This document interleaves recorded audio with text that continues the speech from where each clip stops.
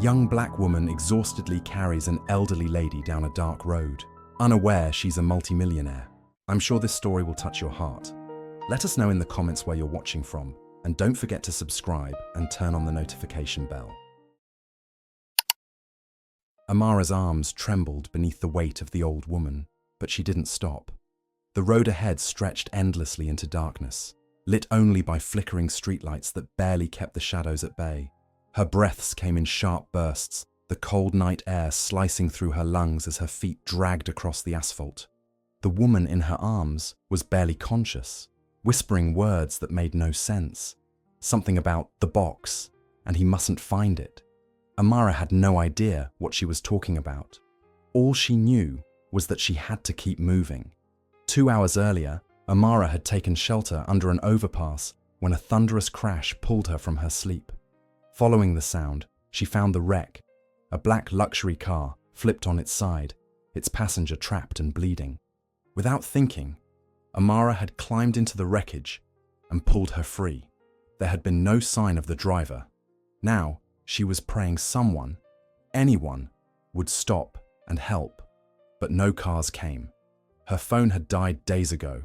The only thing she had was a tattered hoodie, resolve, and a stranger who seemed lost in more ways than one. Judith, the elderly woman, stirred slightly and opened her eyes just long enough to whisper, "They'll come. They always come," before slipping back into unconsciousness. Her voice was raspy, fragile, but her grip on Amara's arm tightened as if warning her. Amara shivered, not just from the cold, but from the creeping sense that she'd stepped into something much bigger than herself. She scanned the road again. Nothing but darkness. She pressed forward, determined to find help, unaware that she was being watched from a car parked just beyond the bend. A shadow shifted behind the bushes near the shoulder of the road. A man stepped out, lit a cigarette, and made a call. "She has her." "What do we do now?" he asked, eyes tracking Amara's slow, determined steps. "No, she doesn't know yet. But if she finds out, we lose everything." His voice was cold, calculating. Whoever he wasn't just a random bystander. He was waiting for Amara to make the wrong move. And he wasn't alone. As Amara passed under another streetlight, she noticed for the first time the bright yellow scarf wrapped around Judith's neck. It looked out of place, almost too pristine, too expensive. The fabric shimmered faintly in the light. It was then that Judith moaned again, this time saying, "Don't let them take the scarf. It's not just a scarf," before fading out once more. Amara's brow furrowed. What was this old woman hiding? Why did she seem so afraid of being found? Somewhere deep inside her, Amara felt a pull, not fear, but purpose. She didn't know who Judith was. She didn't know where they were going, but something told her this moment would change everything. She adjusted her grip, whispered a prayer through chattering teeth, and kept walking into the night. If you're enjoying this story, don't forget to subscribe to the channel and turn on the notification bell to hear more stories like this one. Amara's knees buckled as she reached the entrance of a small, dimly lit clinic on the edge of town. She hadn't even known it existed until the glowing red cross flickered through the fog. Inside, a middle-aged nurse with weary eyes rushed to open the door. "She needs help," Amara gasped, nearly collapsing as she lowered Judith onto a gurney. The nurse called for the on-duty doctor while shooting Amara a suspicious glance. "What happened here?" she asked. Amara started to explain, but before she could finish, the police were called. Dr. Klein, a stern man with salt and pepper hair, examined Judith and then turned to Amara with narrowed eyes. "And who are you exactly?" he asked. "You show up out of nowhere with a barely conscious elderly woman, no ID, no phone, no explanation. This looks bad." Amara's heart pounded. She tried to tell the truth, but every word felt like a desperate excuse. "I found her in a wreck, I swear. I didn't take anything." But her hoodie was stained with blood, and Judith's expensive-looking watch was in her pocket. Amara hadn't even realized it had slipped in during the rescue. Just as things were escalating, Judith stirred on the bed and whispered, "She saved me." Dr. Klein leaned in. "Ma'am, do you know this girl?" Judith nodded faintly, her eyes still glassy. "She's with me," she croaked. "Don't hurt her." The room fell silent. Klein exchanged a glance with the nurse. He stepped back, suddenly more cautious. Judith's voice, weak as it was, held authority. But no one seemed to ask the most obvious question. Who was she? While Judith received treatment, Amara sat in a cold hallway, still shaken. She had no idea why the old woman had defended her. They were strangers. But Judith's words had saved her from being arrested. Across the street, the man with the cigarette watched from his car. "She's protected, for now," he muttered into the phone. "Should I move in?" The voice on the other end said no. "Wait, we need her alive. Let's see where this goes." The man crushed his cigarette. He wasn't used to waiting. Hours passed. Judith was stable, but sleeping. Dr. Klein returned and handed Amara a blanket and some food. His demeanor changed, but not his caution. "She'll be fine," he said. "You should rest." Amara took the blanket and sat by the radiator, but couldn't sleep. Something didn't sit right. Why had Judith lied for her? And why had she called Amara light in the dark before drifting off? What did that even mean? That night, Amara had a dream. Judith standing at the edge of a cliff, holding a box wrapped in a yellow scarf, whispering something she couldn't hear. Then, a figure pushed her. Amara woke with a jolt, heart racing. She didn't believe in coincidences. Something was coming, and she was in the middle of it now. The next morning, Judith insisted on leaving. Despite the doctor's protests, she demanded to be discharged. Amara watched in disbelief as Judith, still pale and trembling, signed forms with a graceful, practiced signature. "There's no time," she muttered. "We have to go to the cabin." Amara, confused but instinctively loyal, followed. Judith handed her an old car key. "There's a station wagon behind the clinic. Drive." Amara hesitated. "Cabin? Where?" Judith looked her straight in the eye. "Up north, and we need to get there before he does." She didn't explain who he was. The car was ancient, rusted, but it started. As they drove through winding roads, Judith's demeanor shifted between cryptic silence and bursts of clarity. "There's something hidden in that cabin," she said. "Something I should have destroyed years ago." Amara tried to ask more, but Judith shut down. "The less you know, the safer you are." The road was narrow, flanked by dense forest. Occasionally, Amara saw headlights in the rearview mirror. They'd vanish when she looked again. Judith noticed. "He's toying with us," she said grimly. "Always did love the chase." By late afternoon, Amara pulled into a gas station to refill the tank. While inside, she noticed a tall man in a grey coat watching them. He didn't move, just stared. Judith remained in the car, eyes closed, seemingly unaware. As Amara returned, the man smiled slightly and tapped his phone. She didn't breathe until they were back on the road. "Someone's following us," Amara whispered. Judith nodded. "Yes, and they're getting bolder." The old woman looked out the window. "If they reach the cabin first, everything I did to protect the truth will be for nothing." That evening, they reached a dirt path leading into thick woods. Judith directed Amara through the underbrush to a nearly invisible gate. "Park here. We walk from now." Judith seemed to regain strength as they entered the forest. "I built this place before the lies caught up to me," she said. "Buried it all here. Thought it would stay hidden." Amara wanted to press her for details, but Judith stopped abruptly. "Wait," she hissed. Footprints. Fresh, in the mud. Someone had beaten them there. Judith's face paled. "He knows," she whispered. "And he's already inside." They crept toward the cabin, a weather-worn structure barely standing. As they approached, the door creaked open. Inside, drawers were overturned, furniture slashed. They were searching for something, Judith muttered, kneeling beside a broken floorboard. She pulled it up, revealing a metal lockbox wrapped in a yellow scarf. "It's still here," she sighed. But before Amara could ask what was inside, a voice called from the trees, low and menacing. "Judith, you never were good at hiding things." A figure stepped from the shadows. Amara's stomach dropped. The man from the gas station. Judith stepped in front of Amara, shielding her. You're not getting it, Vincent. The man laughed. Still playing the martyr, I see. He turned his gaze to Amara. And who's this? Another charity case. Amara's hands clenched, heart pounding.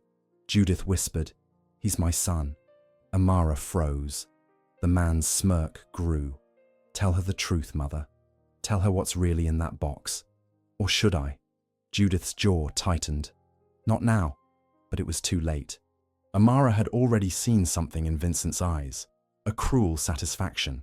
And in that moment, she realized she was in deeper than she ever imagined. Vincent lunged forward, and Judith shoved the lockbox into Amara's hands. "Run!" she screamed. Amara hesitated only a second before bolting through the trees.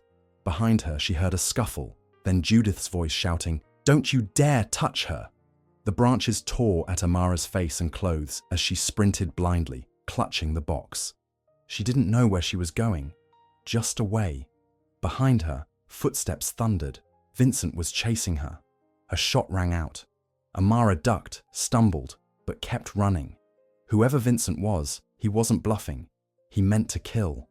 Amara burst through the trees into an abandoned barn.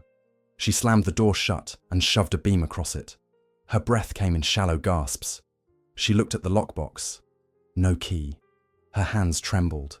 She needed to hide it, or figure out what was so important. She opened her jacket and wrapped the scarf tightly around the box. Suddenly, a creak above. Amara's eyes darted upward. Someone was on the roof. Vincent. "You think you're clever?" he shouted.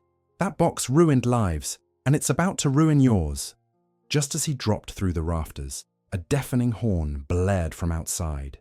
A pickup truck crashed through the barn wall. Dust and wood flew. Vincent dove aside. Amara shielded herself.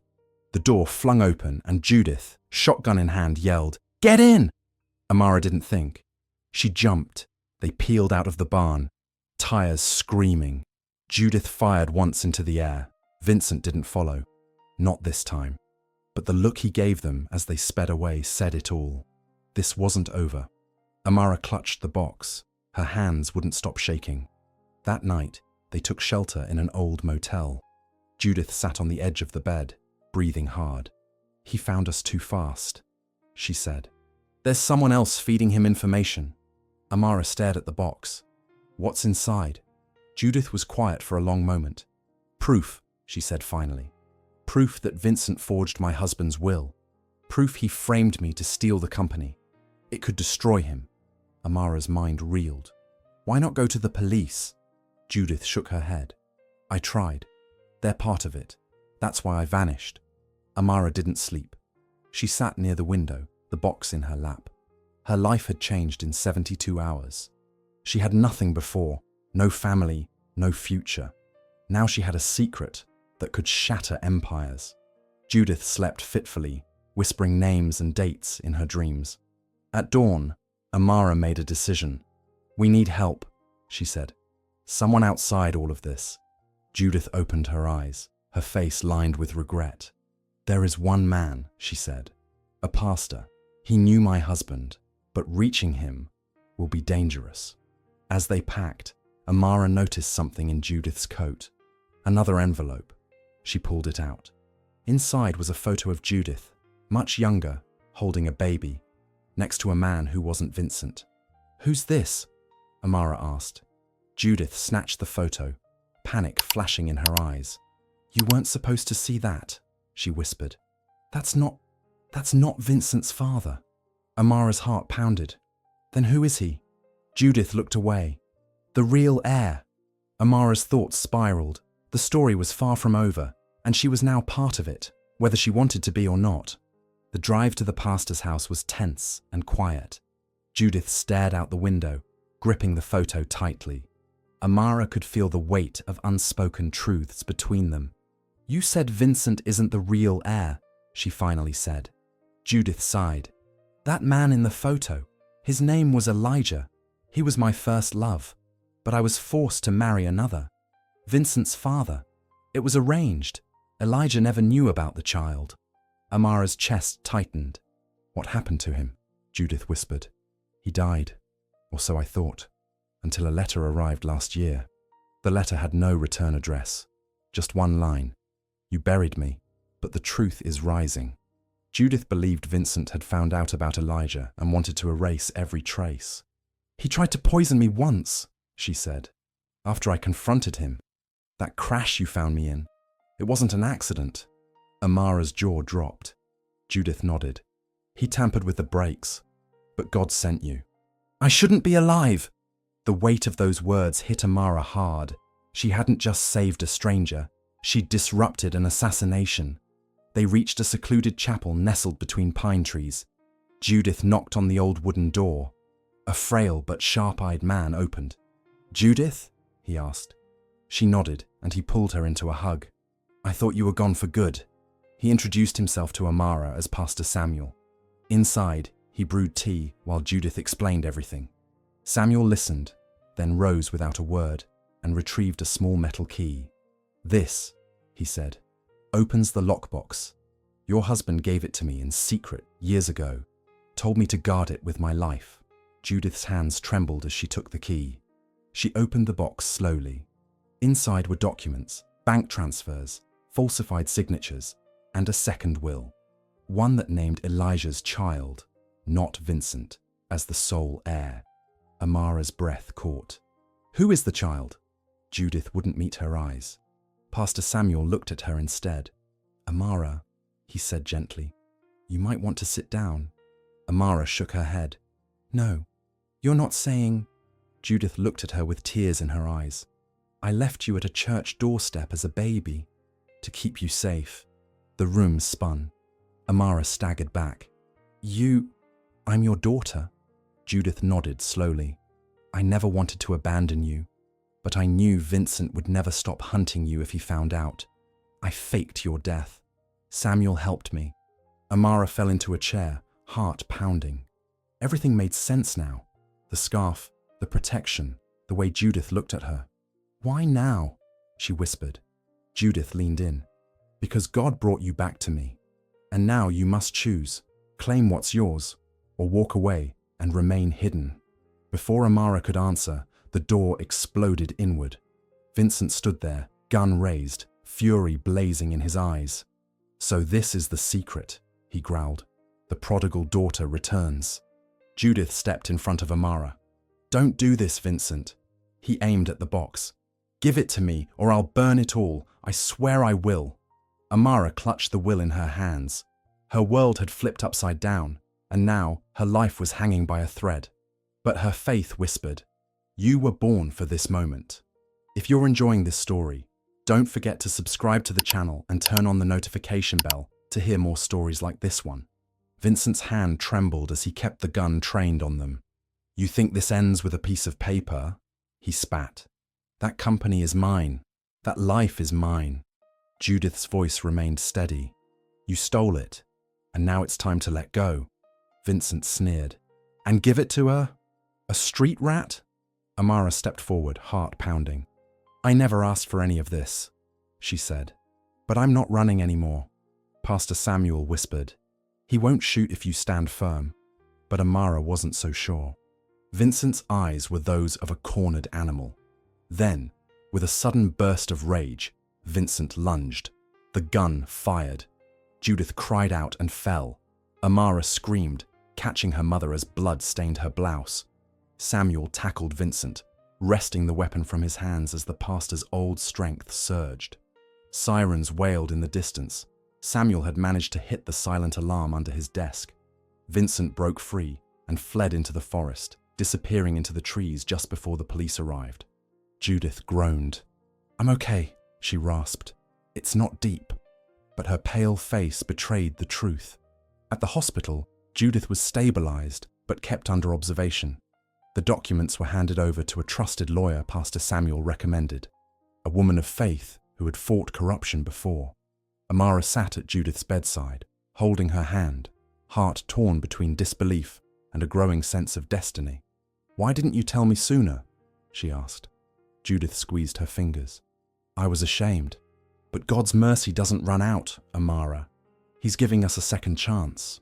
Amara nodded through tears. She finally had a name, a story. a mother.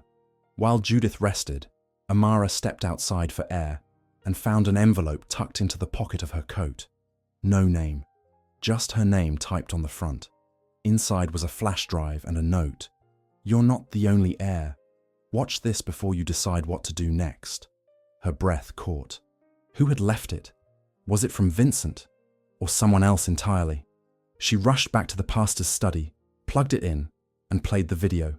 A man appeared, stern, white-haired, and wearing the same yellow scarf Judith always wore. "My name is Elijah," the man said. "If you're seeing this, then the truth is out. I faked my death to protect you both. Vincent isn't the enemy. He's the result of my silence. But there's one more piece you don't know." The video cut off suddenly. Corrupted. Amara stared at the screen. Elijah was alive, or had been recently. And what did he mean by one more piece? Before she could make sense of it, a nurse ran in. "Judith's missing." Amara's heart stopped. "What do you mean missing?" The nurse was frantic. "She vanished. No one saw her leave." Amara raced through the halls. The bed was empty. Only the scarf remained, folded on the pillow. Fear gripped her chest. Had Vincent come back? Or had Judith left on her own? A security guard approached. "We found this in the stairwell," he said, handing her a torn page from a Bible. On it, a verse was underlined. "What is whispered in secret will be shouted from the rooftops." Amara stared at the verse. The game had changed again. Judith was gone, and Amara was now the keeper of more than just a legacy. She was the bearer of a secret still unfolding. The scarf folded on the hospital bed wasn't just a goodbye. It was a signal. Amara sat with the Bible page in one hand and the flash drive in the other, re-watching Elijah's message again and again. "There's one more piece you don't know." What did that mean? Judith had vanished again. Had she run to protect Amara? Or to meet someone? Pastor Samuel made calls, but no one had seen her. The police were dismissive. "Old woman with a head injury probably wandered off," one officer said. But Amara knew better. This was deliberate. Back at the motel, Amara opened the lockbox again, searching for something she missed. Inside a false bottom, she discovered a small black notebook. Inside were names, dozens, some crossed out. At the bottom, Elijah, Vincent, Amara. Next to her name, a single word, chosen. She stared at it, chills running down her spine. What was Judith planning? And who else knew about this list? That night, she heard tapping at the window. A young woman stood outside, cloaked in shadows. "If you want to see your mother alive," she said, "come with me, now." Amara hesitated, but the woman showed her a photo of Judith tied to a chair, eyes wide in fear. "She's safe for now," the stranger said, "but you need to stop digging. Burn the box. Walk away." Amara's fists clenched. "Who are you?" The woman didn't answer. "You have until tomorrow morning. After that, it's out of my hands." Then she vanished into the night. Amara stood frozen. Who were these people? And how deep did this conspiracy go? Pastor Samuel urged her to stay put, but Amara knew she had no choice but to go. She followed the trail the woman left, which led her to an abandoned church in a ghost town an hour outside the city. Inside, Judith sat in a pew, unbound, her face calm. "I told them you'd come," she said softly. Amara rushed to her, confused. "They said you were kidnapped." Judith shook her head. "No, I came willingly. There are things I need to atone for." Footsteps echoed as Vincent entered, flanked by 2 guards. "Welcome to the family meeting," he said with a grin. "Let's finish this." Amara looked to Judith. "You trusted him?" Judith didn't answer. Vincent stepped forward, holding the notebook. "This is what matters now," he said. "We destroy it, and no one else has to die." Amara stared at him. "And then what?" "We pretend none of this happened." Vincent nodded. "It's the only way forward." But Judith stood. "No, Vincent, not this time. You manipulated, killed, and lied. You may be my son, but you are not my legacy." She turned to Amara. "You are." Amara looked between them, realization dawning. This wasn't about money, it was about redemption, and she had to choose who deserved it. Suddenly, the doors burst open. Federal agents stormed in. Pastor Samuel had alerted them. The guards surrendered. Vincent tried to run but was tackled.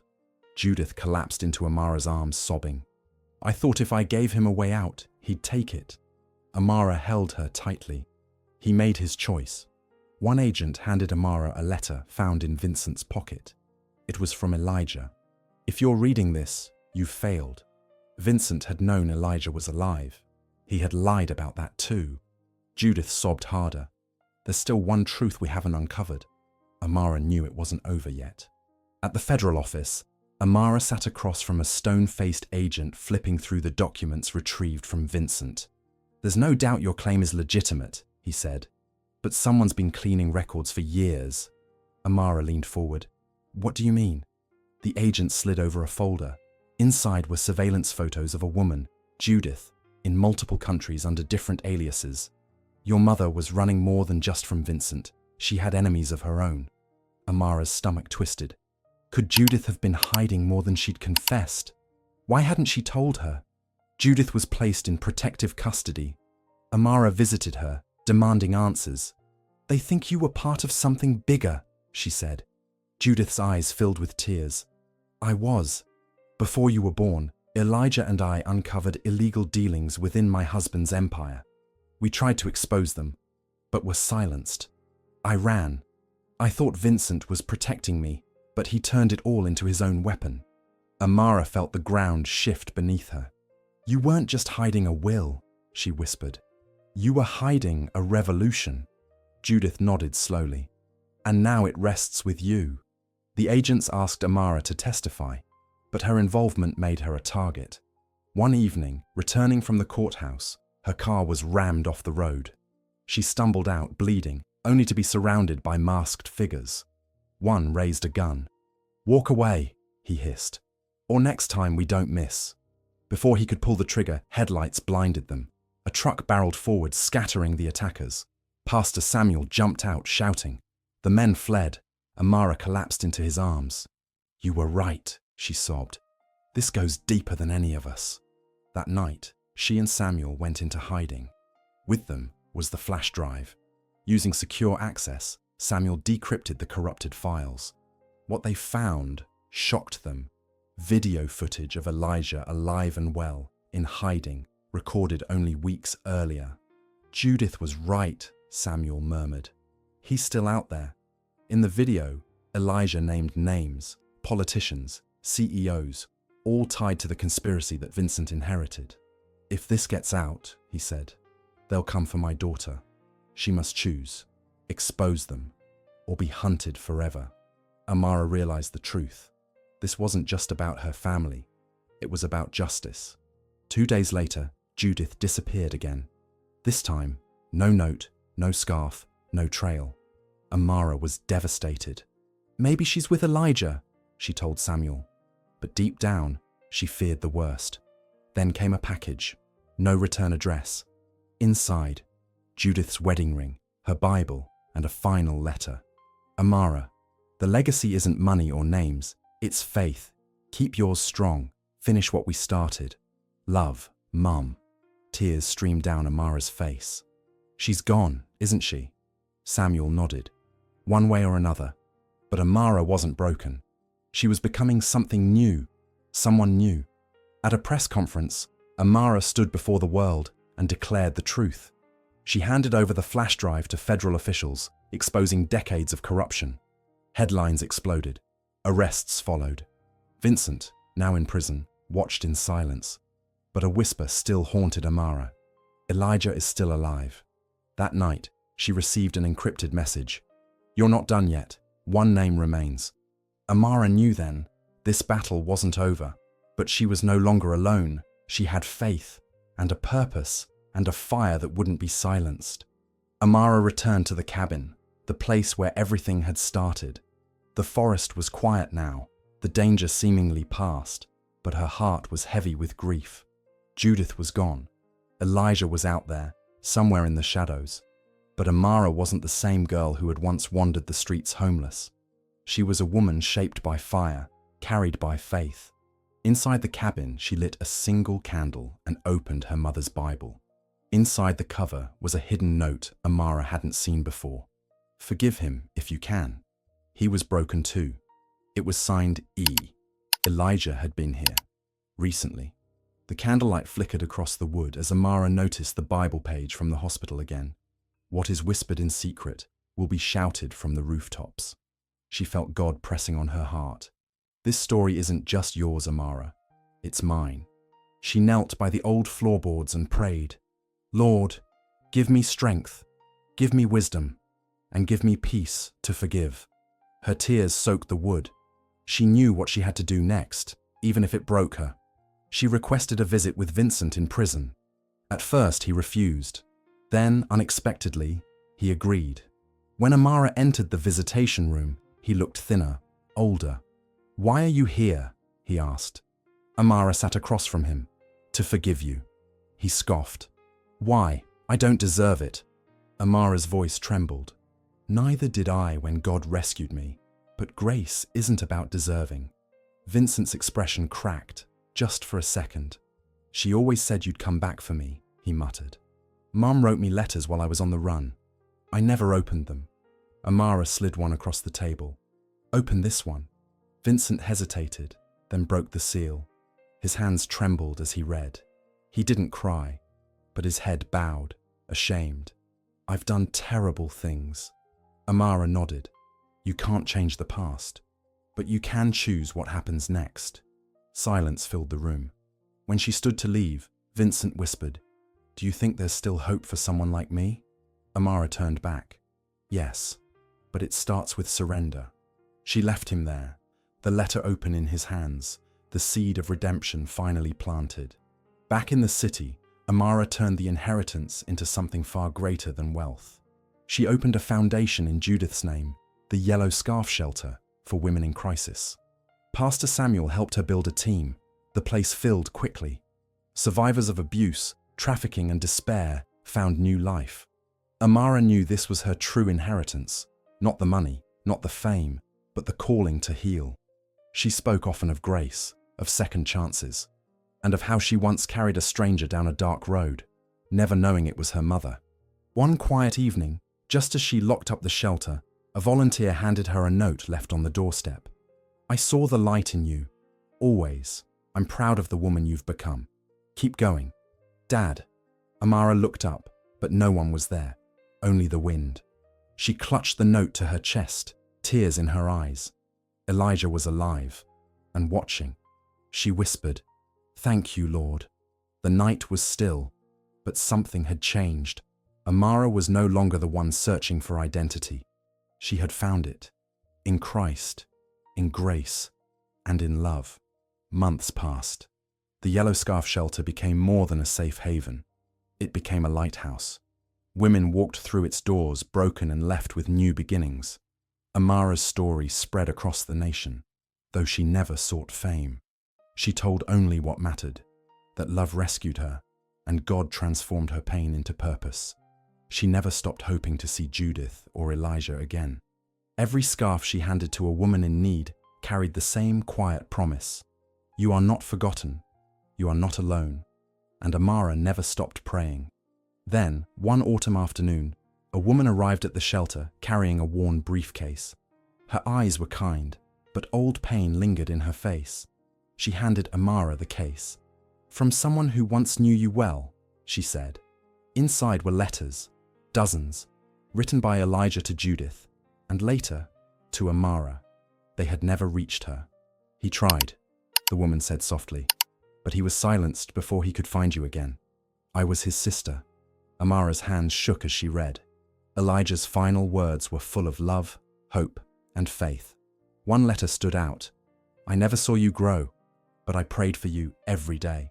If you're reading this, it means grace has done its work, and I am proud. More than proud. I am at peace. Amara clutched it to her heart, tears flowing freely. She had longed to hear those words her entire life. God, in his perfect timing, had delivered them.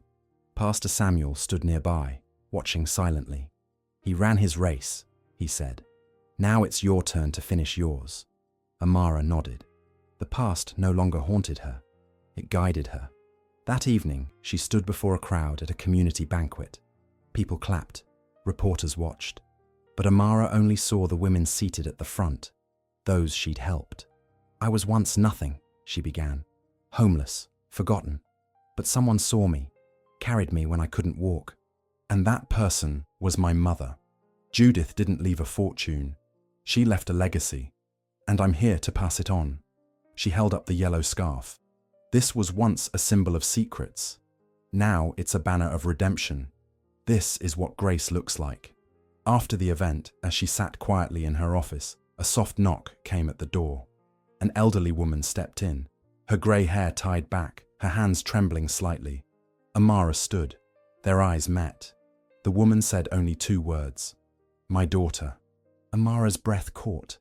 "Mom?" Judith nodded, tears streaming down her face. "I had to disappear to keep you safe, but I've watched everything. You did what I couldn't." They embraced, both weeping. The yellow scarf wrapped around them both. The moment was sacred, whole, a full circle completed. If you like this story, write "I liked it" in the comments and tell us where you're listening from. Don't forget to like, subscribe, hit the notification bell, and share this story with someone you love. We'll see you in the next story, where love, faith, and grace always find a way.